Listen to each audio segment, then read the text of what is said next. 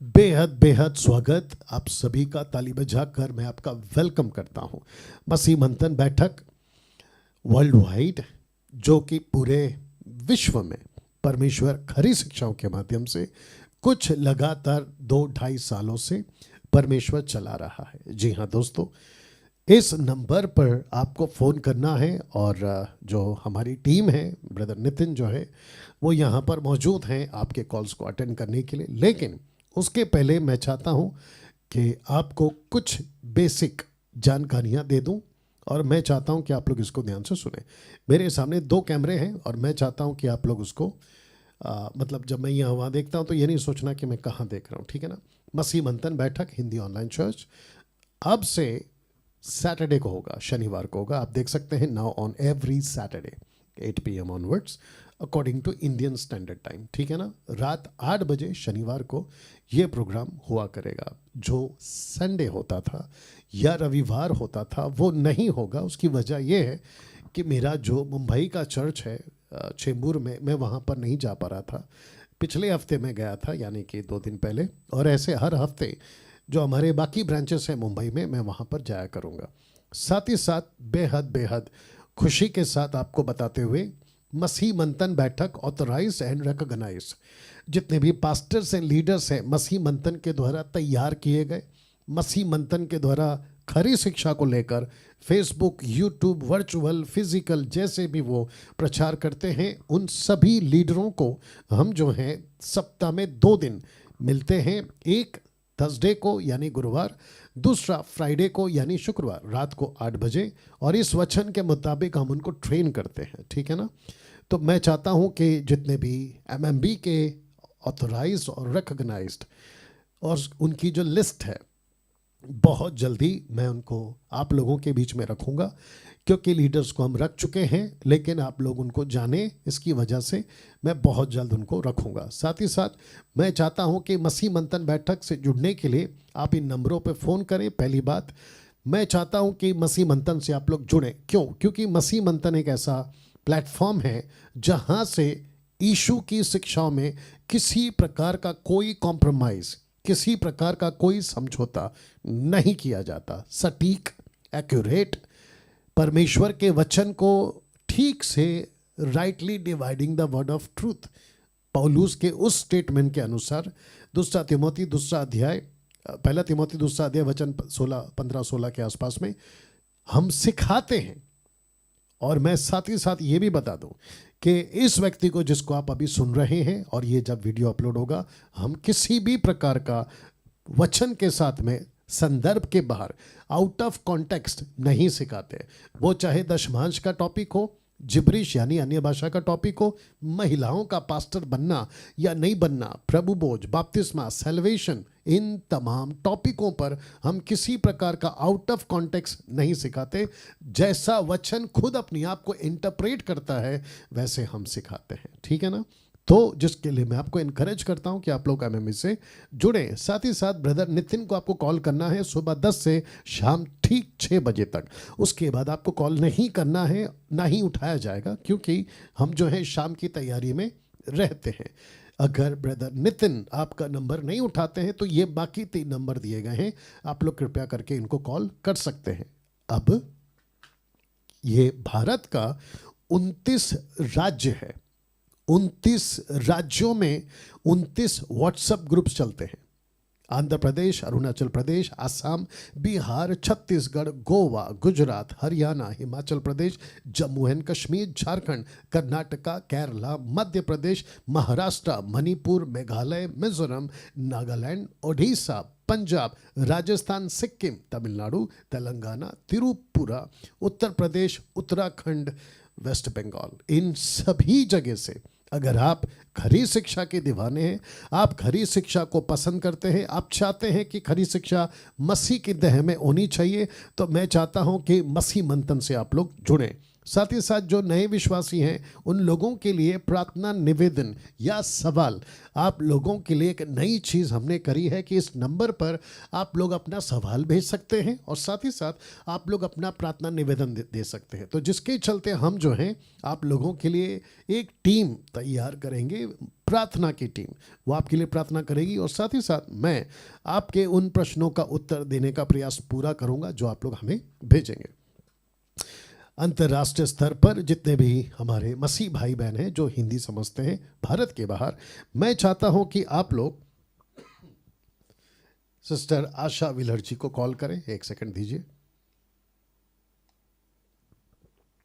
जी, sister Asha ji को call कर सकते हैं, और ये आपको एक ही ग्रुप है अंतर्राष्ट्रीय स्तर का, इंटरनेशनल ग्रुप, इसमें आपको जो है वो कनेक्ट करेंगी, ठीक है ना। साथ ही साथ बेहद बेहद खुशी के साथ ये बताते हुए कि ब्रदर विशाल साकिब माफ करें, ब्रदर विशाल साकिब, ये उनका नंबर है, और ये वो मसीह मंथन के भाई हैं, कराची से, पाकिस्तान से, मसीह मंथन बैठक की ओर से as a admin, as a leader, या फिर पाकिस्तान में अभी आपको हमसे जोड़ सके, ये वो भाई हैं। तो मैं चाहता हूं कि ब्रदर विशाल साकिब को आप कॉल कर सकते हैं, इनसे आप जानकारी हासिल कर सकते हैं, और साथ ही साथ इनका खुद का यूट्यूब चैनल, फेसबुक पर ये प्रचार भी करते हैं, और मैं चाहता हूं कि आप इनको भी फॉलो करें, क्योंकि ये खरी शिक्षा सुनाते हैं और प्रभु के राज्य को बढ़ाते हैं। साथ ही साथ सिस्टर समझाना, ये जो बहन है ये नेपाल की कोऑर्डिनेटर हैं अभी के लिए, और इसके पहले जो ब्रदर थे उनका कुछ वजह था जिसके चलते उनको ब्रेक दिया गया है, लेकिन सिस्टर समझाना जो है वो लगातार परमेश्वर का काम नेपाल में करती रहेंगी। ये खुद प्रचार करती हैं, बाइबल टीच करती हैं, एवेंजलिस्ट है, प्रभु का वचन प्रचार करती हैं, और प्रभु के राज्य को नेपाल में बढ़ाती हैं। तो मैं चाहता हूं कि नेपाल से हमारे जितने भी मसीह भाई बहन हैं, आप लोग जो हैं सिस्टर समझाना को कॉल कर सकते हैं। मसीह मंथन मैट्रिमोनियल हम स्टार्ट कर चुके हैं, जिसको स्टार्ट किए कम से कम 1.5 साल हो गया है, और मैं चाहता हूं कि सिस्टर श्वेता, ये उनका नंबर है, 500 रुपीज़ रजिस्ट्रेशन फ़ीस है, लड़का लड़की जो मसीह मंथन के हैं उन्हीं के लिए ये है सिर्फ। तो आप लोग इनको कॉल करके जो है अपने जीवन साथी का चुनाव कर सकते हैं, ये एक माध्यम हमने रखा हुआ है। मसीह मंथन बैठक के लिए मंथली सपोर्टर्स के रूप में आप आगे आएँ इस वचन के मुताबिक, और मकसद है मसीह मंथन बैठक का कि हम खरी शिक्षा इस वचन के मुताबिक लोगों के बीच में लाएं और लोगों को बहकने से बचाएं। साउंड डॉक्ट्रिन जो है वो इसलिए प्रचार करते हैं, जो फॉल्स टीचिंग है उसको एक्सपोज कर सके और लोगों के बीच में हम सही चीज़ों को ला सके। जिस कड़ी में मैंने 5 मिनट की बाइबल स्टडी वीडियो जो है वो स्टार्ट कर दी है, और जिसके चलते लिखा है, शुरू हो चुका है 5 minutes Bible study with pastor Daniel Raj, यानी कि मेरे साथ, लुदिया के मन को प्रभु ने खोला। इस वचन के अनुसार जब कभी भी टीचिंग हो, प्रचार हो, पॉइंट्स हो, तो प्रभु आपका मन भी खोले। साथ ही साथ यूट्यूब चैनल जो मेरा है डैनियल राज के नाम से, आप ये ऊपर देख सकते हैं, कुछ ऐसा दिखता है। आप इसको सब्सक्राइब करें, आइकन बेल दबाएं ताकि आपको नोटिफिकेशन मिलता रहे, और प्रतिदिन मैं समझता हूं कि अब आपको वीडियो मिलती रहेगी, और पहला वीडियो जैसे ही आपके मोबाइल पे टिंग करके नोटिफिकेशन आए, आप उसको देख सके अपने समय अनुसार। साथ ही साथ यूट्यूब से संबंधित एक बहुत इंटरेस्टिंग बात मैं रखना चाहता हूं कि डैनियल राज यूट्यूब चैनल से पैसे नहीं कमाता। आपने बिल्कुल ठीक सुना, मैं यूट्यूब चैनल से पैसे नहीं कमाता। और साथ ही साथ मैं आपको बता दूं क्यों, उसकी वजह यह है कि बहुत सारे उल्टे सीधे एडवर्टाइजमेंट, विज्ञापन यूट्यूब चैनल पे आते हैं जो कि आत्मिकता के लिए सही नहीं है। मैं इसके ऊपर और भी आने वाले दिनों में बात करूंगा। साथ ही साथ डैनियल राज को, यानी कि मुझे, आप फेसबुक पे लाइक और फॉलो कर सकते हैं, और परमेश्वर के अनुग्रह से आप लोग देख सकते हैं 77K यानी कि 77,000 फॉलोअर्स, और 31K यानी कि 31,000 लाइक्स अभी तक प्रभु की दया से मिल चुके हैं, और बड़ी तादाद में लोग मुझे सुनते हैं। मैं उसके लिए परमेश्वर का धन्यवाद देता हूं। नाउ अब सबसे पहले हम चाहते हैं कि पहला कॉल आप उठाएं, और हमारे पास में कॉल आना शुरू हो गया है, या उठाइए जी।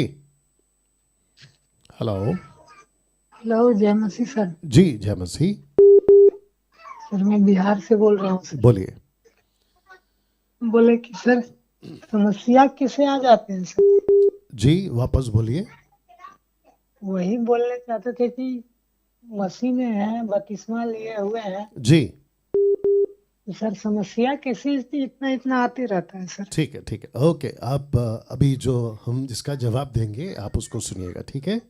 Thank you. बंद करिए, कट करिए ना। सबसे पहले इस भाई का हम स्वागत करते हैं और मुझे उनकी बातों से ऐसा लगता है कि इनका जो फेथ है या विश्वास है वो उस लेवल पर अभी तक नहीं गया है जिसके चलते ये प्रश्न ये पूछ बैठे हैं। कोई गलत नहीं है।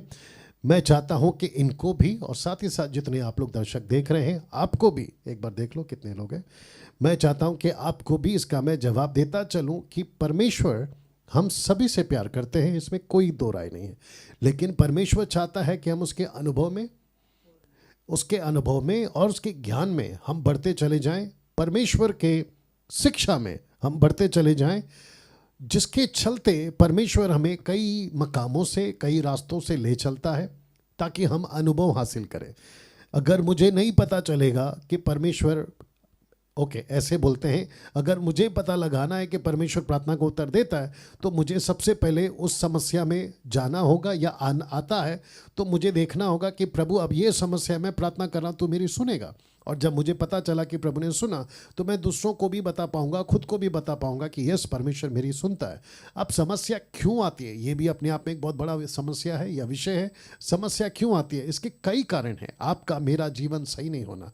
यशाया उसका 59 कहता है कि परमेश्वर का हाथ छोटा नहीं हो गया है, ना ही वो गूंगा बहरा है, ना ही उसके पैर लूले या लंगड़े हैं कि वो चल नहीं सकता या आपको छू नहीं सकता। लेकिन तुम्हारे अधर्म के कामों ने या तुम्हारे पापों ने तुमको तुम्हारे परमेश्वर से दूर कर दिया। इसको जांचें।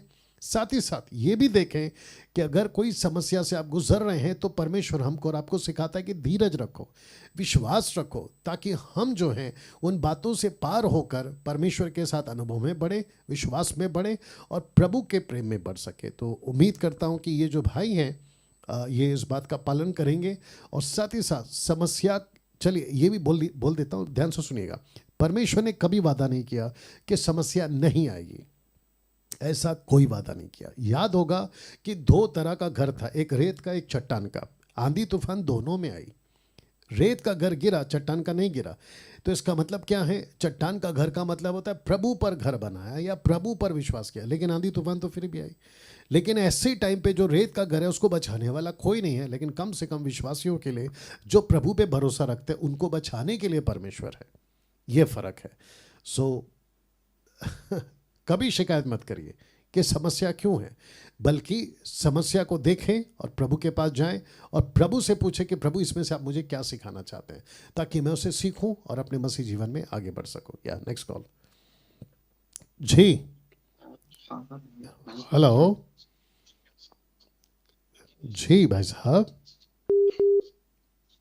Okay next call. जी बोलिए। जय मसीह सर। जय मसीह। सर मेरा सवाल ये है जी। सर, जैसे जो लोग गैर विश्वासी होते हैं, जो मतलब मसीह में विश्वास नहीं करते, जी तो क्या हमें, जब वो हमें नमस्ते करते हैं तो क्या हमें उन्हें नमस्ते का जवाब देना चाहिए? क्या उन्हें नमस्ते करना चाहिए? ठीक है ठीक है ठीक है, मैं आपका जवाब दे रहा हूँ, आप प्रोग्राम देखते रहें, ठीक है।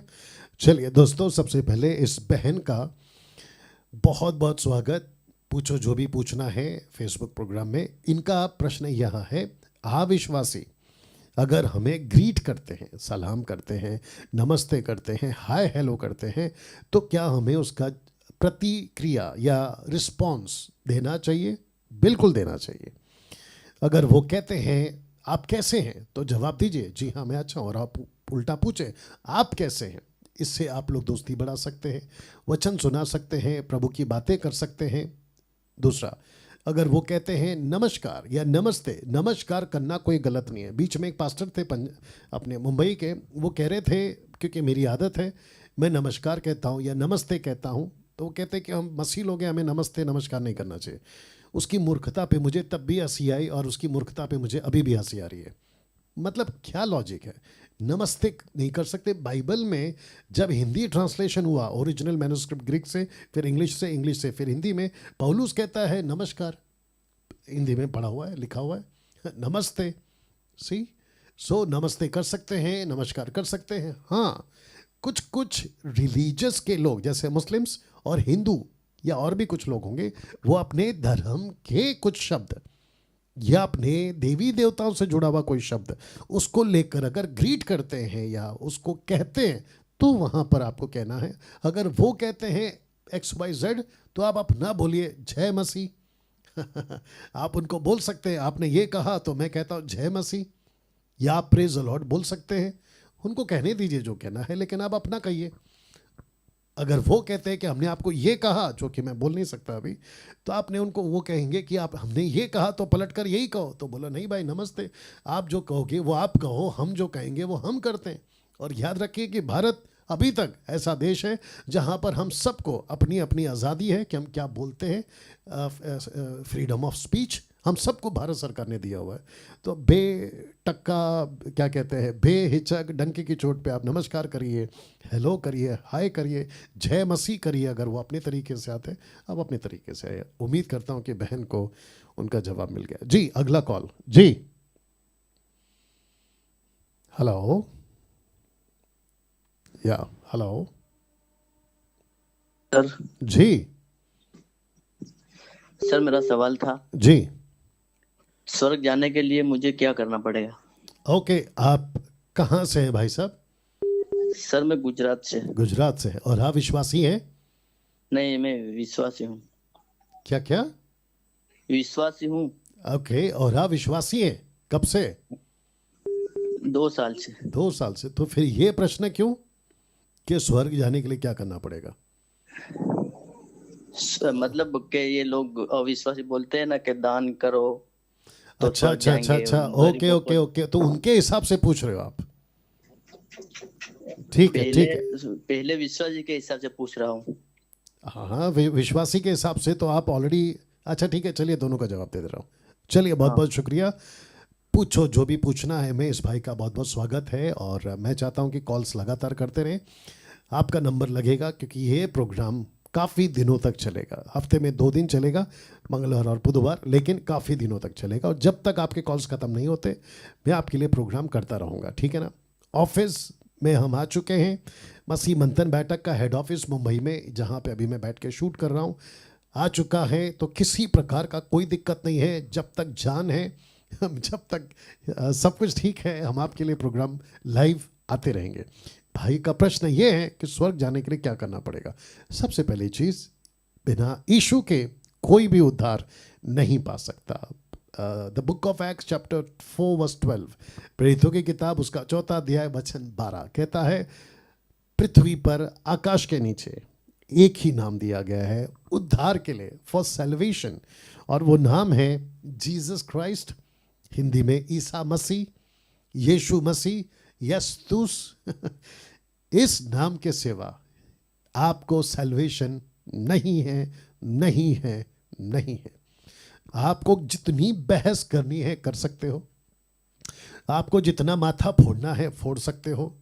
अभी भाई बात करते करते कह रहे थे कि कुछ लोग कहते हैं कि दान कर्म आप जैसे करोगे वैसे पुण्य कमाओगे। तो फिर मैं समझता हूं कि ये जितने भी so called Tata, Birla, Ambani, London के प्रिंस या फिर करोड़पति, ये जितने भी हैं, ये तो हमसे ज़्यादा कर्म कर सकते हैं।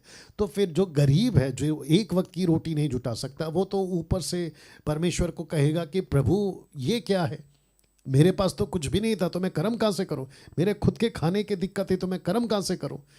तो फिर पक्षपाती हो गया ना परमेश्वर, ईश्वर, खुदा पक्षपाती हो गया जी। नहीं, तो ये कॉन्सेप्ट ही गलत है, क्योंकि पापी होकर आप जितने भी कर्म करोगे, ये तो फिर ऐसा हो गया ना कि आप कत्ल करे जा रहे हो, पाप पे पाप किए जा रहे हो, नक्सलाइट बन गए हो, आतंकवादी बन गए हो, दुनिया भर के पाप कर रहे हो। फिर ऊपर से प्रभु को कहते हैं कि देख भाई, मैं अपना पाप करता रहूंगा लेकिन दूसरे हाथ से दान और कर्म करता रहूंगा।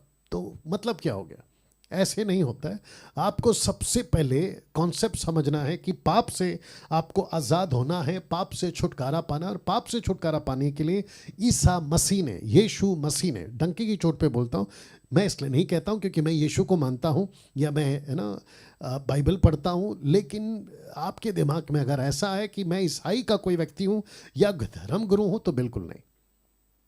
मैं हमेशा कहता हूं कि डैनियल राज, जिसको आप लोग सुनते हैं, मैं क्रिश्चियन का फादर नहीं हूं, मैं किसी प्रकार का पादरी नहीं हूं, मैं बाइबल का धर्म गुरु नहीं हूँ, मैं यीशु का प्रचारक हूँ, जो कि मैं हमेशा कहते आ रहा हूँ। तो उस वसीले से कह रहा हूँ, डंके की चोट पे कह रहा हूँ कि यीशु मसीह सिर्फ ईसाइयों का नहीं, वो सर्वधर्म सर्व मानव जाति के लिए आया है, सबके लिए आया है ना।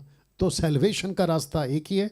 लेकिन अगर आप, जैसे भाई ने कहा, दान कर्म करने के चक्कर में आप कहोगे कि मैं पक्का स्वर्ग में जाऊंगा, तो बहुत बड़े भूल में हो। दान कर्म करो, गरीबों को खाना खिलाओ, कंबल बांटो, घर बांटो, पानी बांटो, खाना बांटो। लेकिन अगर आप बिना यीशु के चल बसे तो फिर भैया अनंत काल का नर्क आपका इंतजार कर रहा है। ओके, आशा करता हूं कि भाई को जवाब मिल गया होगा। नेक्स्ट कॉल जी।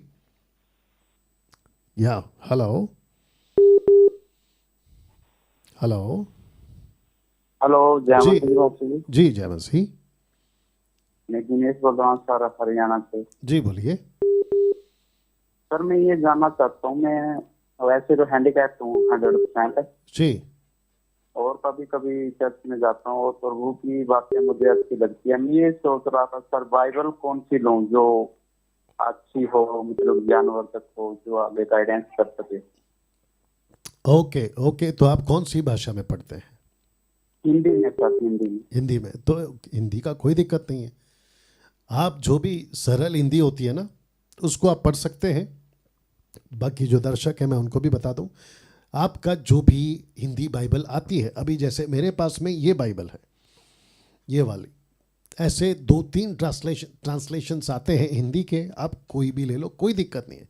देखिए दिक्कत कब आती है, जब आप प्रचारक बन जाते हैं, आपको कोई शब्द को सटीक बोलना होता है और आपको टीच करना होता है, तब जाकर आप लैंग्वेज चेंज करते हैं, इंग्लिश में जाते हैं। और आजकल बहुत सारे ऐप आ चुके हैं, एंड्रॉयड है, iOS है, एप्पल के लिए बहुत सारे ऐप आ चुके हैं, बाइबल के ऐप आ चुके हैं, आप लोग वहाँ से डाउनलोड कर सकते हैं। और एक और ऐप है जो कहते हैं, मैं पहले भी कह चुका हूँ, बाइबल हब, HUB हब, आप उसको डाउनलोड कर सकते हैं। और उसमें इंग्लिश, ग्रीक, हिब्रू और न जाने दुनिया भर के ट्रांसलेशन से आप उसको स्टडी कर सकते हैं। आशा करता हूं कि भाई को जवाब मिल गया। ओके, या नेक्स्ट कॉल जी। हेलो हेलो हेलो, कट करिए, नेक्स्ट कॉल जी। हेलो जय मसीह की सर। जी जय मसीह। सर मेरा एक सवाल है। जी हेलो जी जी, आपको हम सुन रहे हैं, बोलिए सिस्टर। सर, मैं पढ़ी हूँ कि यीशु मसीह बोलते हैं कि न्याय सभी का होगा। जी, तो ये न्याय क्या नए नियम में ही होगा कि पुराने नियम से शुरू होगा, सभी का होगा? जो पुराने नियम के जो भी भविष्यवक्ता है ये सब हैं। जी ओके, ठीक है ठीक है ठीक है, मैं आपका जवाब दे दे रहा हूँ। ओके दोस्तों, साथ ही साथ मैं आपको कुछ गाइडलाइंस बता देता हूँ कि आप जब कॉल करेंगे आगे, जब तक प्रोग्राम चलेगा, तो कुछ नियम जो आपको ध्यान में रखने होंगे। पहला है, सवाल आपका बाइबल से और मसीह समाज से संबंधित ही होना चाहिए, बाइबल से और मसीह समाज से संबंधित ही होना चाहिए। दूसरा, नेटवर्क होगा तो ही फ़ोन करें।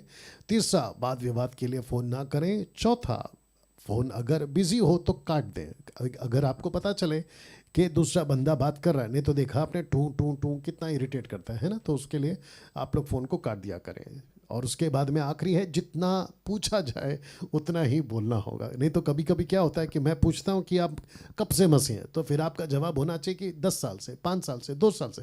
फिर आप शुरू हो जाते हैं, पहले मेरे पिताजी मसीह में थे, फिर मेरे दादाजी मसीह में थे, वो नहीं सुनना है मुझे, है ना। तो इसके चलते आपको जो है, मैं इसको रख रहा हूँ। और बहन का जो क्वेश्चन था, मैं समझता हूँ कि मैं उसका आपको जवाब दे देता हूँ। और उन्होंने फ़ोन रख दिया, राइट, या फ़ोन चल रहा है?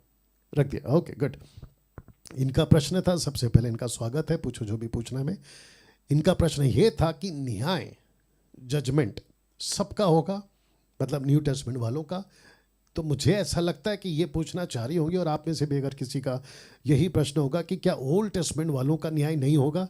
जी नहीं, ऐसा नहीं है, सबका न्याय होगा, सबका न्याय होगा। प्रकाशित वाक्य 20वां अध्याय, प्रकाशित वाक्य 21वां अध्याय, व्हाइट थ्रोन, सफेद सिंहासन न्याय का।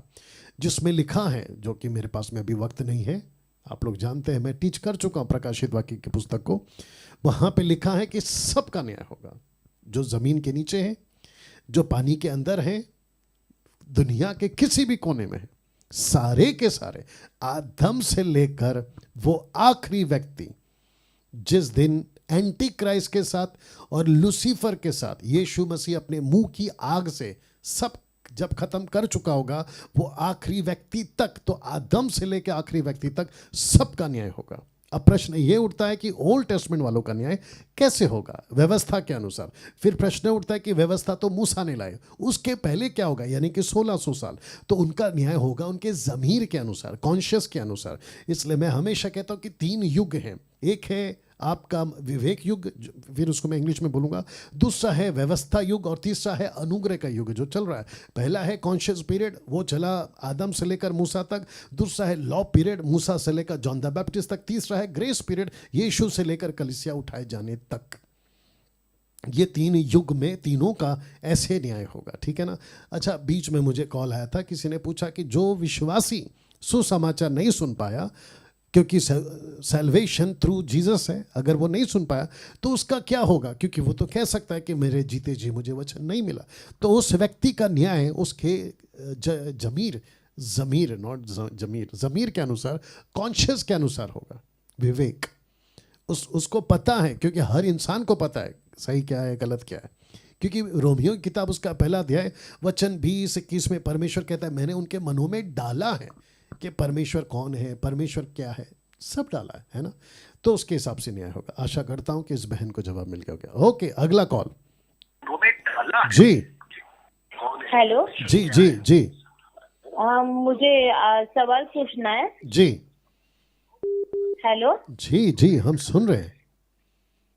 हाँ हाँ, आप अभी आ रहा है मुझे ठीक सवाल।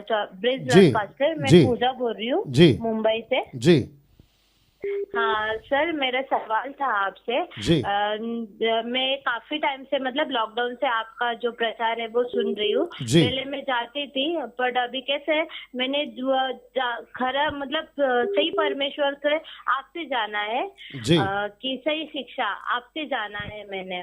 तो मैंने जहाँ पर मैं जाती थी ना, तो वहाँ पर सब अन्य भाषा और जो आपने बताया था ना, ये जिब्रिश लैंग्वेज, वो बहुत बोला जाता था। इवन कान में डायरेक्टली बोला जाता था। और अगर दशमांश ना दे या फिर ये नहीं, अपने दशमांश और डेली का जो रहता है ना, हाँ, चर्च में भेंट ना दिए तो भी हमें बोला जाता था कि हमें कैसे भी करके करना ही है, भेंट डालना ही है। इवन मैंने अभी जब से आपका प्रचार छोड़ा तो मैंने वहाँ पर जाना बंद कर दिया एक्चुअल में जी। मैंने, हाँ, तो तुम्हारे से कुछ पूछना भी नहीं आया, तो मैंने बोला कि हाँ, हमें एक सर हैं, हम उनसे टीचिंग सुनते, क्योंकि हमें उधर से खरी शिक्षा प्राप्त हुई है, हमें मसीह समझ में वहां से आया। एक्चुअल में हमारा उद्धार वहां से हुआ है। हाँ, मैंने उनको बताया तो उन्होंने मेरा फिर कोई बात सुना ही नहीं, इवन कट कर दिया, मतलब बात ही नहीं किया। फिर वो अभी है ही नहीं एक्चुअल में। तो मुझे, अगर मैं खरी शिक्षा को मैंने जाना है और भी वहाँ पर जो लोग हैं, मैं वहाँ पर भी बता सकती हूँ सर। जी जी बिल्कुल, जी बिल्कुल बता सकती हैं आप। इस बहन का मैं पहला स्वागत करता हूँ। पूछो जो भी पूछना है, कट मत करो, ठीक है ना। साथ ही साथ इनको कहना चाहता हूं और आपको भी कहना चाहता हूं, जैसे ही आपको पता चला कि आपका जो चर्च है और वहाँ का जो पास्टर है या लीडर है वो बाइबल के अनुसार प्रचार नहीं कर रहा है या बाइबल के अनुसार नहीं सिखा रहा है, बाइबल के वचन के और यीशु की शिक्षा के अनुसार नहीं सिखा रहा है, तो उसका दूसरा यूहन्ना पहला अध्याय वचन 7, 8, 9, 10, 11 तक में लिखा है, ऐसों की संगति मत करो। ऐसा लिखा है, पौलुस कहता है वरन ऐसे व्यक्ति के साथ खाना भी मत खाओ जो यीशु की शिक्षा में नहीं रहता। तो मैं इस बहन से कहना चाहूंगा कि बहुत अच्छा किया कि आप जिब्रिश से बाहर निकल गए। Tongues, speaking in tongues, gibberish जो बाइबल का अन्य भाषा है, पवित्र आत्मा का दान है, उसको डैनियल राज मानता है, मैं मानता हूं।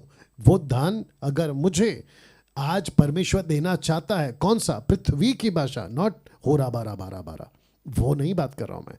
पृथ्वी की भाषा मैं उसको मानता हूं, अभी भी मानता हूं। पवित्र आत्मा दे सकता है। मैं बीच में कह रहा था टीचिंग में कि अगर भारत के चेन्नई के कुछ किलोमीटर अंदर अंडोभा निकोबार, वहां आप पहुंच जाएं, वहां बहुत सारे द्वीप हैं, वहाँ की लोकल भाषा किसी को नहीं आती। इवन अभी तक भारत सरकार नहीं पहुँच पाई वहाँ पे। ना बिजली है, ना किसी प्रकार का पुलिस है, ना आर्मी है, ना किसी प्रकार का कोई चीज़ नहीं है। वहाँ के लोग ऐसे जी रहे हैं जैसे आज से 400 साल 4000 साल पहले। सोच के देखिए आप, अगर वहाँ पे जाना है वचन सुनाने के लिए, और पवित्र आत्मा कहता है कि डैनियल मैं तुझे वहाँ की लोकल भाषा देता हूँ, तू उनसे बात कर। जैसे पतरस को पवित्र आत्मा ने बात दी, भाषा दी, मैं उसको मानता हूँ। लेकिन आजकल जो चल रहा है लूसीफर की भाषा, इसको नहीं कहेंगे पवित्र आत्मा की भाषा, जिब्रिश को कहेंगे लूसीफर की भाषा, जिसको कहेंगे शैतान का अन्य भाषा, जिब्रिश। वहाँ से ये बैन निकल गई, मैं उसको सल्यूट करता हूँ। और ऐसे जितने भी हैं, मैंने बीच में कहा था कि स्पीकिंग जिब्रिश की जो टीचिंग है वो कल्ट टीचिंग है, और आपको बताते हुए दुख है और सेम टाइम आपको ये भी बता दूं गुस्सा भी है कि इसमें बड़े बड़े लोग फंस गए। बहुत बड़ी बड़ी मिनिस्ट्री भारत में, भारत के बाहर अफ्रीका में, अमेरिका में, यूरोप कंट्री में, कोरिया कंट्रीज में बहुत लोग, बड़े बड़े सेवक फंस गए, और इनकी तादाद बहुत ज़्यादा है। अगर मैं इनके बीच में बात करूं तो लोग नहीं समझ पाएंगे, उल्टा मुझे गलत कहेंगे। लेकिन परमेश्वर का वचन भीड़ के तादाद पर नहीं टिकता है। एक व्यक्ति भी चीखे वो भी काफ़ी है। इसलिए तो हेजेकियल की किताब उसका 22 का 30 में लिखा है ना कि एक व्यक्ति जो गैप में खड़ा रहे उसको ढूंढ रहा है, और हम उसमें अपने आप को गिनती करते हैं।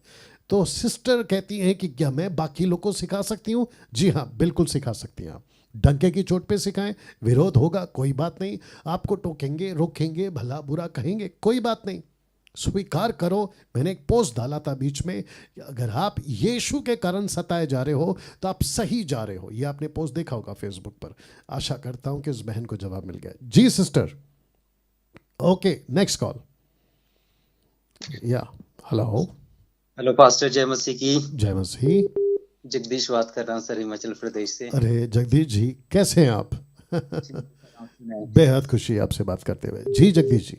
पास्टर, मेरा सवाल ये है जी कि जो ये कलेश काल के 3.5 साल है, क्या ये स्टार्ट हो चुके हैं? और मैं ये इसीलिए कहना चाह रहा हूँ क्योंकि मैंने यूट्यूब में देखा और सुना है कि जो पुराने नियम में, खासकर द बुक ऑफ डैनियल में जो कैलकुलेशन है जी, उस हिसाब से क्या जो ये कलेश काल के जो साल है, क्या ये 21 सितंबर 2022 से शुरू होंगे या नहीं होंगे? तो सर इसको आप क्लियर करें। जी जी, ओके जगदीश जी, बहुत बहुत शुक्रिया, मैं आपका जवाब दे रहा हूँ ना। पास्टर जगदीश जो मसीह मंथन के मेंबर, साथ ही साथ पास्टर हिमाचल प्रदेश में शिमला में सेविकाएं करते हैं, इनका क्वेश्चन ये है, या रखा गया इन्होंने, क्या 3.5 साल का महाक्लेश का हाफ पीरियड जिसको कहते हैं, 3.5 साल शांति के और 3.5 साल क्लेश के, क्या वो शुरू हो चुका है? क्योंकि कुछ यूट्यूब पर ऐसे प्रचार इन्होंने सुना है। देखिए 18वीं सदी में, 18वीं सदी के 40 और 50 में, अकॉर्डिंग टू डैनियल्स प्रोफेसी, जिसका मैं टीच कर चुका हूँ, द बुक ऑफ डैनियल के स्टडी पर मैं दे चुका हूँ, तभी सृष्टि खत्म हो जानी चाहिए थी। मैंने ये बात बोली थी अकॉर्डिंग टू डैनियल्स कैलकुलेशन। लेकिन आपको पता है परमेश्वर धीरज धरता है, परमेश्वर धीरज धरता है। मैं चाहता हूं कि ये वचन आपके बीच में रखूं, पहला पतरस उसका 3 अध्याय और वचन 9 आपके लिए मैं रख देता हूं, और जिसके पास में मिल जाए तो आप लोग उसको पढ़ सकते हैं।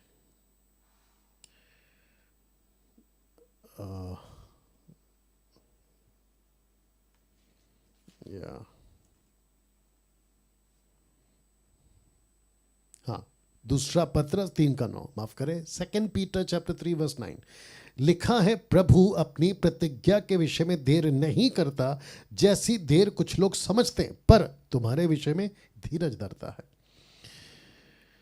धीरज धरता है, और नहीं चाहता कि कोई नाश हो। वरना सबको मन फिराव का मौका मिले। वाह। पतरस ये भी कहता है, रेफरेंस याद नहीं आ रहा है, पतरस ये भी कहता है कि प्रभु के यहाँ एक दिन 1000 और 1000 दिन एक दिन के बराबर है। परमेश्वर ने ग्रेस में, अनुग्रह के युग में अपने दिन जो है ना वो बढ़ाए हैं, और वो नहीं चाहता कि किसी प्रकार का कोई भी व्यक्ति नाश हो। ये हो गया ये एक बात। दूसरी बात, अब कुछ लोग वीडियो बना रहे हैं, एनीवे उनको बनाने दो, जो उनको मिलता है वो बनाते होंगे, उसका न्याय उनको देना होगा। बट यीशु ने कहा कि पेड़ की पहचान फल से होती है। मैं जानना चाहता हूं, जब भी इनफैक्ट जब भी वॉर होते हैं नेशंस में, राष्ट्रों के जब युद्ध होते हैं, तब ये सो कॉल्ड प्रचारक, ये सो कॉल्ड प्रॉफिट्स यूट्यूब पे आते हैं। मैं जो शब्द यूज कर रहा हूं बुरा मत मानिए, बट मुझे बोलना होगा। ये यूट्यूब पर आकर अपनी अपनी बकवास करते हैं कि देखो है ना, दुनिया का अंत आ गया। अभी बीच में रशिया का और इसका क्या नाम है, रशिया और यूक्रेन का युद्ध शुरू था। आपको पता है कितने वीडियो बने हैं? भारत से ही कुछ सो कॉल्ड लोगों ने बकवास की है कि देखो युद्ध शुरू हो गया। उसके पहले आपका इजराइल का और फिलिस्तीन की जब लड़ाई चल रही थी, तभी भी लोगों ने कहा कि देखो अब युद्ध शुरू हो गया। अभी कुछ बीमारियां बीच में आई तो कहते कि देखो अंत का दिन का ये चिन्ह है। वो युद्ध खत्म हो गया। इसको युद्ध को पता नहीं कितने महीने हो गए, और जो बीमारी आई थी वो चली गई। अब दूसरी कोई बीमारी आ रही है। मैं आपको बता दूं, ये आता रहेगा, जाता रहेगा, लेकिन कलीसिया जब तक पृथ्वी पर है महाक्लेश शुरू नहीं होगा। लिख के लीजिए इसको। मैं रिपीट करता हूं कि जब तक पृथ्वी पे कलीसिया है महाक्लेश शुरू नहीं होगा, या महाक्लेश शुरू नहीं होगा। आई थिंक एक और वचन पढ़वा देता हूं, दूसरा थिस्सलुनीकियों की किताब 2 अध्याय, आई होप सो आपको वो भी पढ़वा देता हूं। और जगदीश जी आप शायद सुन रहे होंगे तो आप भी इसको सुनिएगा। एक सेकंड दीजिए दोस्तों। या 2 थिस्सलुनीकियों 2 अध्याय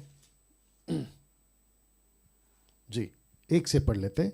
लिखा है कि हे भाइयों, अब हम अपने प्रभु यीशु मसीह की आने, उसके विषय, अपने इकट्ठे होने के विषय में तुमसे विनती करते हैं कि किसी आत्मा या वचन या पत्री के द्वारा, जो कि मानो हमारी ओर से हो, ये समझकर कि प्रभु का दिन आ पहुंचा है, तुम्हारा मन अचानक अस्थिर ना हो जाए, और ना तुम घबराओ। किसी रीति से किसी के धोखे में ना आना, किसी रीति से किसी के धोखे में नहीं आना। जगदीश जी आपने कहा कि यूट्यूब पे वीडियो बनते हैं, वो अभी लाइन पे है। ओके जगदीश जी, आपने अभी कहा कि कुछ लोग यूट्यूब पे वीडियो बनाते हैं, राइट? और आपने देखा? Yes pastor. ओके, तो मैं चाहता हूं कि और पास्टर, मैं इस सवाल को आपसे पर्सनली भी पूछ सकता था फोन करके, लेकिन मैं चाहता था कि ये सबके सामने हो और सबको इसके बारे में पता चले। जी बिल्कुल, बिल्कुल, मैं उसी का जवाब भी दे रहा हूँ और अप्रिशिएट करता हूँ आपकी बातों का। तो लिखा है किसी रीति से किसी के धोखे में नहीं आना है। यूट्यूब पे बहुत लोग हैं। मैं अभी बीच में प्रोग्राम के लिए गया था।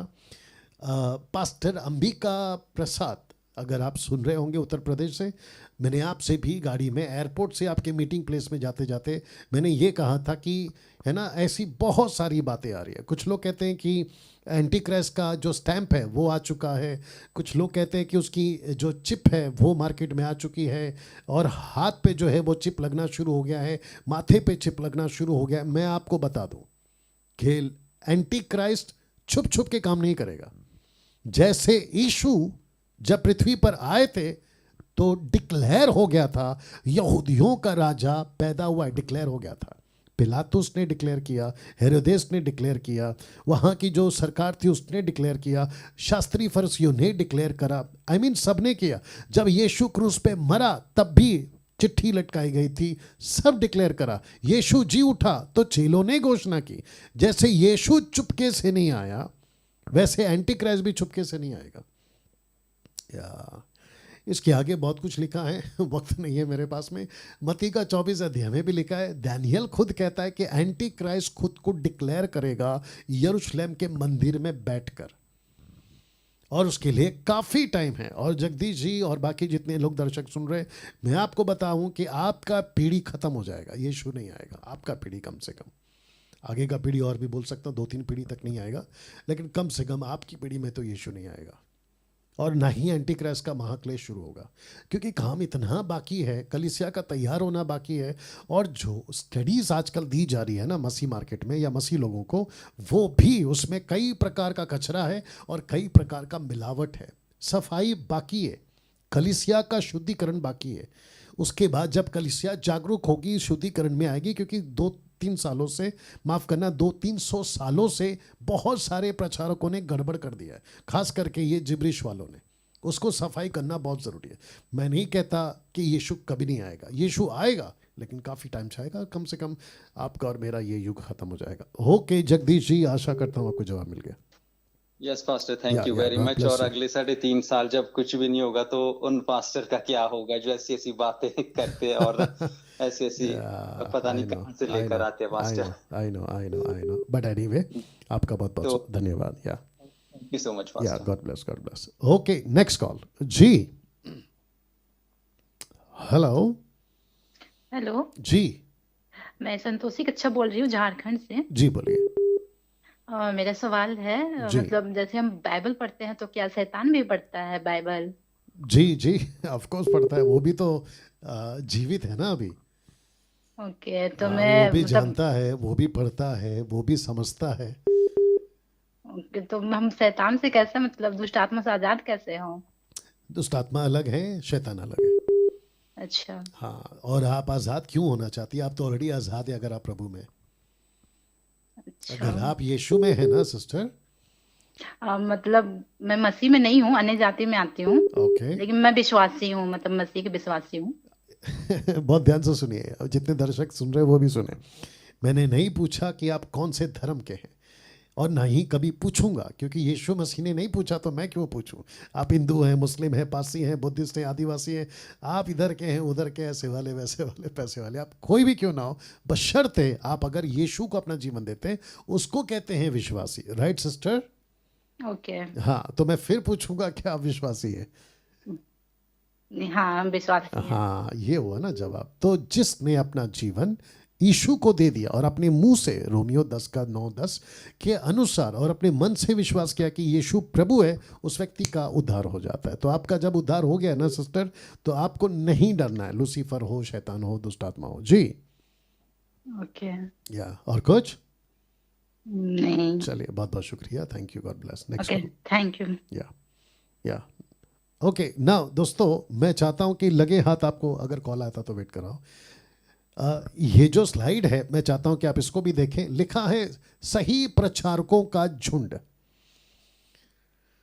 यस, मसीह मंथन बैठक के प्लेटफॉर्म से मैं पास्टर डैनियल राज एक नया काम शुरू करने पर हूं, और वो नया काम ये है कि सही प्रचारकों का झुंड, खरी शिक्षाओं को फैलाने के लिए झुंड तैयार कर रहा हूं।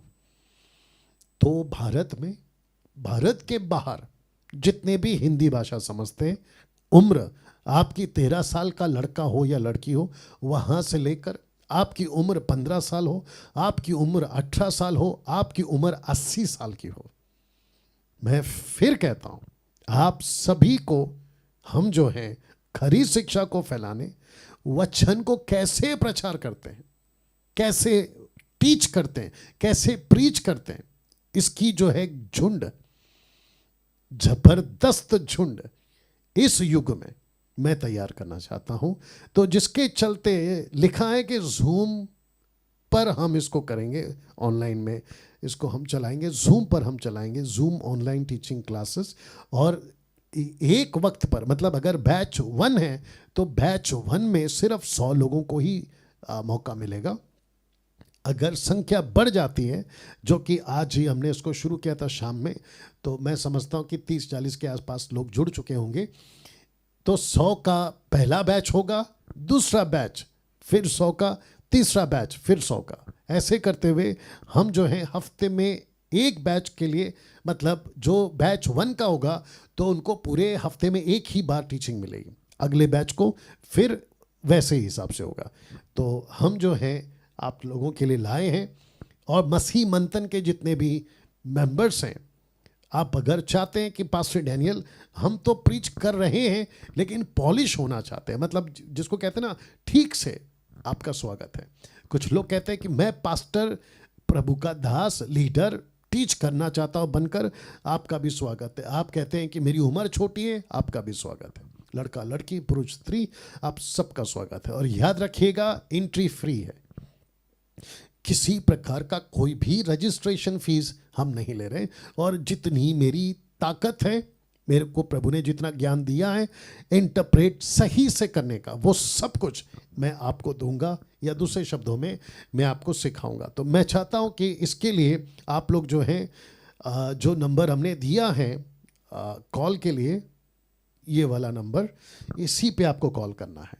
777 जो लास्ट में है, 9928233577 पे ही आपको कॉल करना है। ओके या ओके, सो या उठाइए जी।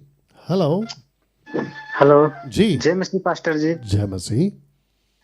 सर मेरा एक सवाल है सर जी। जी हेलो जी जी, मैं सुन रहा हूँ सर। मेरा ये सवाल है, मगर मेरा सवाल ये मेरा नहीं है, मगर कभी बात विवाद में ये हो जाता है, तो मैं आपके माध्यम से जानना चाहता हूँ जी। मैं वेस्ट बंगाल सिलीगुड़ी से हूँ, और मेरा सवाल है सर कि जैसे कि आदम और हवा पहली बार हुए ना सर जी। हेलो भाई साहब, आप बोलते रहिए, मैं सुन रहा हूँ आपको। हाँ ठीक ठीक। जब पहले आदम और हवा हुए, अगर उन लोगों ने पाप नहीं किया होता तो फिर भी उनके संतान होते या नहीं होते सर? जी ओके, बहुत बहुत शुक्रिया, थैंक यू। भाई साहब का प्रश्न ये है, पहले तो इनका स्वागत। इनका प्रश्न ये है कि अगर आदम और हवा ने पाप नहीं किया होता तो क्या फिर भी संतान होते? ऑफ कोर्स होते, क्योंकि उत्पत्ति का पहला अध्याय वचन 26 यूं कहता है कि फिर परमेश्वर ने कहा, हम मनुष्य को अपने स्वरूप के अनुसार अपनी समानता में बनाए, और वे समंदर की मछलियों, आकाश के पक्षियों और घरेलू पशुओं, सारी पृथ्वी पर सब रेंगने वाले जंतु पर जो पृथ्वी पर रेंगते अधिकार रखे। याद रखो, पृथ्वी पर रेंगते, अदन की वाटिका में नहीं, पृथ्वी पर रेंगते अधिकार रखे। तब परमेश्वर ने मनुष्य को अपने स्वरूप के अनुसार अपनी उत्पन्न किया, और स्वरूप के अनुसार परमेश्वर ने उसको उत्पन्न किया, नर नारी करके उसने मनुष्य की सृष्टि की, और परमेश्वर को आशीष दी और उनसे कहा। अब जरा ध्यान से सुनना, और याद रखो ये पहला अध्याय है, क्योंकि तीसरे अध्याय में पाप हुआ था। लिखा है, फूलो फलो और पृथ्वी में भर जाओ।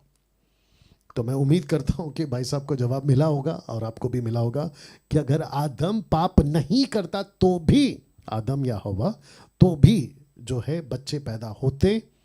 मैंने एक वीडियो बनाया था, आई थिंक इसका भी लगे हाथ जवाब दे देता हूँ। बीच में किसी प्रभु के लोगों ने, प्रभु के दासों ने मुझे कॉल किया, बोला पास्टर जी बहुत ध्यान से सुनिएगा, मैं शब्द को मर्यादा में रखूँगा, लिमिट में रखूँगा। उन्होंने कहा था कि पास्टर जी हम शादीशुदा हैं लेकिन हम उपवास में हैं, तो क्या हम अपनी पत्नी के साथ शारीरिक संबंध बना सकते हैं? ये क्वेश्चन आया था। तो जवाब मैंने उनको दिया था, वही जवाब मैं यहाँ दे रहा हूँ, जी हाँ आप बना सकते हैं। ओ ओ ओ ओ अभी कुछ सो कॉल्ड आधे दिमाग वाले, अधूरे ज्ञान के सेवक ये कहेंगे ऐसे कैसे? अच्छा, आप मुझे पौलुस का भी वचन याद दिला दोगे, वेरी नाइस। बट अगर वो व्यक्ति 40 दिन के उपवास में, अगर उसकी लिमिट है, कंट्रोल है, तो वो रहे, मुझे उससे कोई दिक्कत नहीं है। और अगर वो 3 दिन के उपवास में है, उसका लिमिट कंट्रोल है, तो वो रहे, मुझे उससे कोई दिक्कत नहीं है। मेरा दिक्कत ये है कि नियम मत बनाइए, किसी प्रकार के कोई भी बंधन में मसीह लोगों को मत चलवाइए, और नहीं चलना है, स्वतंत्रता में चलना है। क्यों? क्योंकि यीशु ने साफ कहा है कि बाहर से जो अंदर जाता है उससे मनुष्य अशुद्ध नहीं होता, अंदर से जो निकलता है, क्रोध है, ईर्ष्या है, दुनिया भर का है, उससे वो बिगड़ता है। आपका जो मनसा है ना, आप कैसे रहते हैं परमेश्वर के साथ, उस पे फोकस करिए।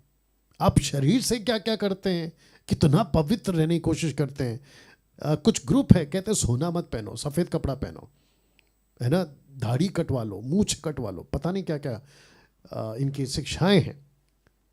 क्यों ये सब क्यों? और इनकी शिक्षाएं कि अगर आप उपवास में हो तो कोई संबंध नहीं करना। नहीं भाई, ऐसा कुछ नहीं है। अच्छा, दूसरी चीज़, उपवास आपको क्यों करना है? आप अगर किसी सेवक के कहने से उपवास करते हो तो फिर दिक्कत है। पवित्र आत्मा को पूछिए कि मैं उपवास में जाऊं या नहीं जाऊं। और उपवास में जाने के भी कई कारण हैं, मैं उसके बारे में वीडियो बना चुका हूं। आप अगर सेविकाई कर रहे हो, सेविकाई में दिक्कत आ रही है, सुसमाचार के दरवाजे नहीं खुल रहे, तो उपवास करिए। गिफ्ट चाहिए, पवित्र आत्मा का दान चाहिए, उपवास मत करिए क्योंकि वो तो मुफ्त है। मुझे यीशु में बढ़ना है तो फिर बैठिए ना प्रार्थना में, बैठिए बाइबल पढ़ने में, उसमें मेहनत करिए। उपवास करने से ये तो ऐसा हो गया ना कि आपने खाना नहीं बनाया, आप ना ही खाना खा रहे हो और प्रभु से कह रहे हो कि प्रभु मेरा पेट भर दे। परमेश्वर बोलेगा पागल, पहला उठ खाना बना। ये वैसा है सर, आपको पढ़ना होगा, बैठना होगा। आपकी उन्नति है ना उपवास से नहीं आती, आपकी उन्नति आपको मेहनत करने से आती है, प्रभु के साथ में बैठने से आती है, उपवास से नहीं होगा। ये गलत टीचिंग है। या अगर आपको पवित्र आत्मा कहता है बिल्कुल उपवास करिए, मैं उसके खिलाफ नहीं हूँ, मैं भी करता हूँ, उसके खिलाफ नहीं हूँ मैं। ओके, तो ये सारी बातें जो हैं आप लोग इसका ध्यान रखें। तो पाप अगर नहीं करता तो भी संतान पैदा होते। जी, नेक्स्ट कॉल। या हेलो, हेलो जी, हेलो जी, हेलो जी, जी, ना कट करो, नेक्स्ट कॉल ले लो। देखिए, जो भी कॉल कर रहे हैं ना, यही प्रोग्राम को वापस सुनाकर, क्योंकि हमें यहाँ पे आवाज़ आ जाती है, तो वो मत करिए क्योंकि आप ना सुन पाओगे ना मैं सुन पाऊंगा। ओके, या hello, hello, hello James pastor जी। जी जय मसीह। हाँ जी पास्टर जी, मैं पंजाब से बोल रहा हूँ जी। जी, आपका नाम क्या है सर? मेरा नाम राम सिंह रामा है जी। जी बोलिए। हाँ जी पास्टर जी, मेरा सवाल ये है कि जैसे कि अगर कोई विश्वासी मर जाता है और हर एक साल उसका जो मतलब जिस दिन वो मरता है उसी दिन जो साल में एक बंदगी रखते हैं पास्टर जहाँ पे। अच्छा, हाँ जी, भी वो बाइबल के अनुसार सही है या गलत है? मतलब हर एक साल उसके लिए प्रार्थना करते हैं उस घर में जी, और उसके लिए वो परिवार के लिए प्रार्थना करते हैं, और जो व्यक्ति मर जाता है उसकी फोटो रख के और उसके लिए भी प्रार्थना करते हैं। मतलब कि बाइबल के अनुसार क्या है, ये सही है या कोई मतलब गलत नियम बना हुआ है? ओके ओके, थैंक यू, आपने कॉल किया है, सबसे पहले आपका स्वागत करता हूँ। और भाई साहब का जो प्रश्न है कि जो मसीह में मर जाते हैं, बड़े ध्यान से सुनिएगा, क्या हम उनके लिए प्रार्थना कर सकते हैं? या उनका साल में कोई दिन होता है या जिस दिन मर जाता है उसी दिन, और बाहर एक कहावत है ना 13वीं 14वीं 40वीं पता नहीं ऐसा कुछ चलता है बाहर, तो क्या मसीह लोग कर सकते हैं? नंबर 1, मैं आपका इसका जवाब यूँ दूंगा कि देखो, जो मसीह में मर गया, आप इस पृथ्वी पर उसके लिए कितना भी प्रार्थना कर लो, उसके ऊपर कोई असर नहीं होगा। बहुत ध्यान से सुनना, क्रिस्टल क्लियर स्टेटमेंट दे रहा हूं। एक व्यक्ति मसीह में अगर मर गया है, आपकी प्रार्थना से उस पर किसी प्रकार का कोई रद्दी भर भी असर नहीं पड़ेगा। क्यों? अगर वो विश्वासी परमेश्वर में सच्चाई से चला और वो प्रभु के पास है स्वर्ग में, तो आपकी प्रार्थना क्या करेगी उसके लिए? क्योंकि वो वैसे ही सुकून से दूसरा, अगर उस व्यक्ति ने मसीह जीवन ठीक से नहीं जिया, गलत तरीके से जिया, और वो पड़ा है नरक में जैसे धनवान, आप यहां से कितना भी प्रार्थना कर लो, रेस्ट इन पीस, कोई फर्क नहीं पड़ेगा। तो वो व्यक्ति नरक में है तो फर्क नहीं पड़ेगा यहां की प्रार्थना का, वो व्यक्ति स्वर्ग में है तो फर्क नहीं पड़ेगा यहां की प्रार्थना का। अविश्वासी का तो प्रश्न ही खत्म कर दिया मैंने। अविश्वासी भी सुसाइड से, एक्सीडेंट से, खुद की मौत से, पता नहीं जैसे तैसे मरते, अगर यीशु में नहीं है तो खेल ही खत्म, खेल ही खत्म। अब प्रश्न उठता है दूसरा, तो कुछ पास्टर्स चर्च के अंदर सेवक लोग इसको कहते हैं घी की तसल्ली गुड़ की जलेबी। मतलब दिल को सुकून देने के लिए मुझे जलेबी खाना है, लेकिन शक्कर की नहीं है, क्या हुआ, कोई बात नहीं, गुड़ की बना दो। गुड़ की जलेबी कभी नहीं होती है साहब, जलेबी शक्कर की ही होती है, किसी को सुकून देने के। और ये कैसे लोग हैं मैं बताता हूँ। रोमियो का 16वां अध्याय वचन 17 में पौलुस कहता है ये भेंट के सेवक है। ऐसा कुछ चर्च को बांध के रखने के लिए, कुछ पर्टिकुलर फैमिली को खुश करने के लिए, क्योंकि वहाँ से उनको मोटा माल मिल जाएगा। आप समझ रहे हैं, ऐसे लोग हैं सेवक लोग, जिसको कहते हैं पेट के सेवक। हाँ, वो लोग ऐसा कर सकते हैं कि सिस्टर चिंता मत करो, आपका जो भी कोई मर गया है, हमें उसका खेद है, दुख है, हम आपके घर पर आएंगे और आपके लिए प्रार्थना करेंगे। तो आंसू भरे गाना गाते हैं, इमोशनल करते हैं, और जो घर के फैमिली होते हैं उनको लगता है कि वाह कितने अच्छे लोग हैं, लेकिन ऊपर बैठा परमेश्वर को बड़ा गुस्सा आ रहा होता है कि ये यहाँ पे बैठा बैठा टाइम पास क्यों कर रहा है। या छोटा सा एग्जाम्पल आ रहा है, थोड़ा मजाकिया है, फनी है। हमारे घर पे प्लांट्स हैं, पौधे, पीछे देख सकते हैं आप। उसको जो माली था ना, उसने मुझे जब दिया था, उसने कहा था कि देखिए सर ये हमने लगा दिया है, इसको जो पानी है ना आप थोड़ा थोड़ा दिया करो 2-3 दिन के गैप में। तो जो यहाँ पर हमारे साथ में भाई नितिन है, उन्होंने एक दिन क्या किया, ज़बरदस्ती पिला दिया, भर भर के पिला दिया। अब वो कर रही है जो गमला है उल्टी, मतलब पानी बाहर फेंक रही है। कुछ लोग ऐसे हैं जो खिलाना है वो नहीं खिलाते, और जो नहीं खिलाना है वही खिलाते रहते हैं। अब आप लोग समझ गए। तो मैं फिर कहता हूं कि ये लोग कौन है, पेट के सेवक। ये करते हैं ऐसा तमाशा। चर्च को कहते हैं कि हमें बहुत दुख है कि आपके घर का, देखिए दुख है, क्या कर सकते हैं अभी, जबकि बाइबल कहती है कि जो प्रभु में सो जाता है उसके लिए तो आपको खुश होना है, आपको धन्यवाद देना है। दाऊद का बच्चा जब तक बीमार था ना, दाऊद राजा की बात कर रहा हूँ, बाइबल वाला, खूब प्रार्थना किया, खूब चीखा चिल्लाया, खूब रोया, बच्चे को बचा ले, बच्चे को बचा ले। लेकिन जैसे ही बच्चा मर गया और ऑर्डर देता है, कहता है कि मेरे लिए खाना लाओ।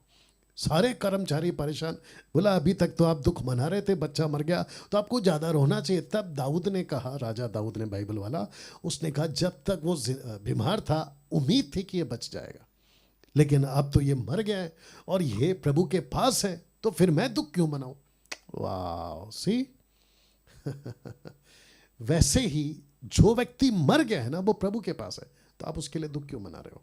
और 13वां 14वां 40वां पता नहीं क्या क्या, कोई ज़रूरत नहीं है। मुझे पूछोगे कोई ज़रूरत नहीं है। हाँ, कुछ लोग कर रहे हैं, अपनी दुकान चला रहे, उनका कुछ नहीं कर सकते। एक आखिरी कॉल ले लेते हैं।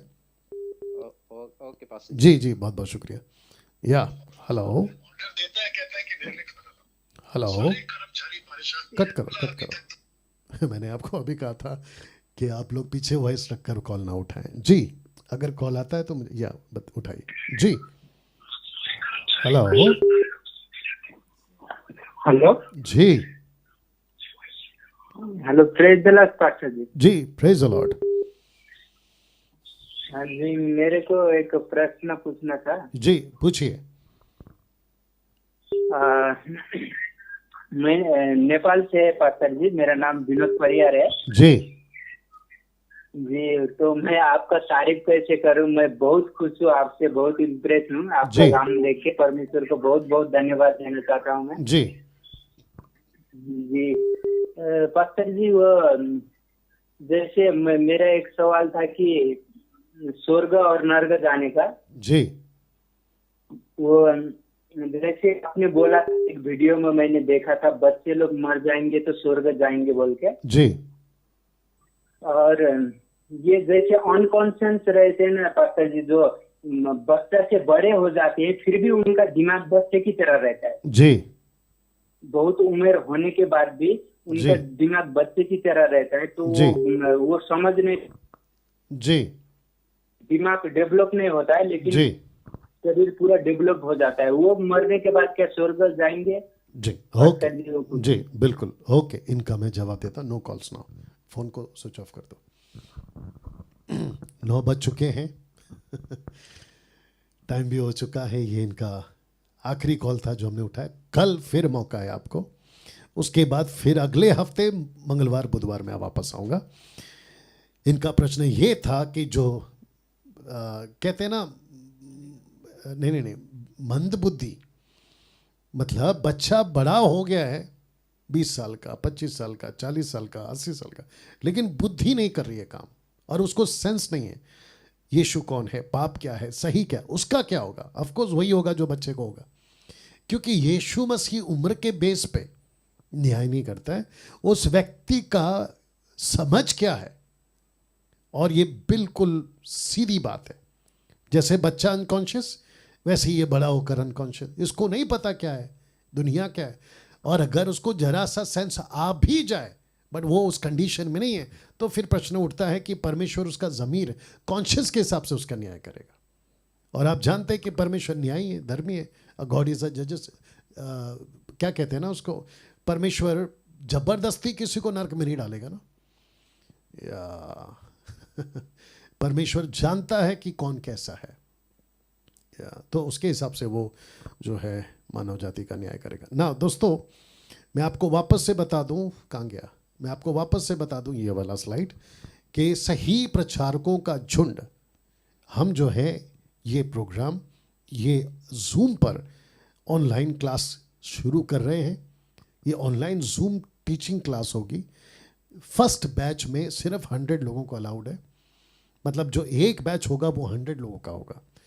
तो जितने भी लोग हैं, अगर आप चाहते हैं कि यस पास्टर डैनियल हमको भी ट्रेन करो, बाइबल को कैसे पढ़ते हैं, प्रचार को कैसे करते हैं, कैसे इंटरप्रेट करते हैं, कैसे कॉन्टेक्स्ट में पढ़ते हैं, मैं फिर कहता हूँ मेरी जितनी नॉलेज है मैं आप में डाल दूंगा, ताकि आप लोग भी जो हैं परमेश्वर का काम बढ़ चढ़ कर सके। और ये कब से शुरू होगा, मैं आपको व्हाट्सएप के ऊपर इसकी डिटेल दूंगा। बीच में अभी व्हाट्सएप पर किसी ने, माफ़ करें, फेसबुक पर किसी ने पूछा कि है ना, आप जो क्लास शुरू कर रहे हैं उसका जो जूम है, जूम आईडी माफ़ करें, वो मुझे व्हाट्सएप करो। वाह बेटा, जबकि हमको बोल रहे हैं कि आपको कॉल करना है, इस नंबर पे कॉल करना है। आप फेसबुक पे कमेंट्स में मत डालिए कि आप हमको कॉल करें, नहीं होगा ये पॉसिबल। और याद रखिएगा ये जो प्रोग्राम है ये हमने सिर्फ उन लोगों के लिए रखा है जो अन्य भाषा यानी कि जिब्रिश में बात नहीं करते। अगर आप जिब्रिश में बात करते हैं और आप देखिए, अगर आप बात करते हैं लेकिन छोड़ना चाहते हैं तो आपका स्वागत है, लेकिन आप बात करके बोलोगे कि मुझे सिखाओ तो हम नहीं सिखाएंगे, ठीक है ना, उसका आप लोग ख्याल रखें। तो ये जो प्रोग्राम है ये कल फिर होगा, इस नंबर पे आपको कॉल करना है।